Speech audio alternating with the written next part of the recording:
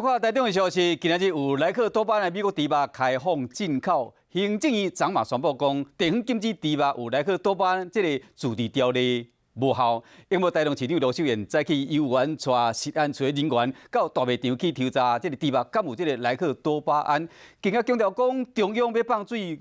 这个台中无想要放水，未来不管是漂失无实在，还是无漂失的，拢依照食安法去处理。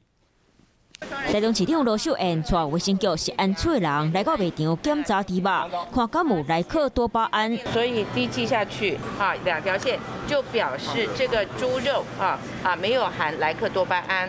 那如果1条线的话，就表示有莱克多巴胺哈。 今仔卖场卖猪肉拢无验出有内剂，啊1月初1开放有内剂美国猪肉进口，行政院阁特别伫前一天宣布地方禁止猪肉有内剂自治条例无效。罗秀燕讲因同款的抓真严。中央要放水，我们不会放水，标示不实，或者是没有标示等等之类的，我们通通会处分。 罗秀燕反对内地进口，进前和 AIT 美国在台协会办事处处长雷英杰辩会时阵，就当伊的面讲反对内地。想到因发布过年影片，内底雷英杰和拿到首长做翕相，相片就是无罗秀燕。他国的事务我们没有评论，表示尊重。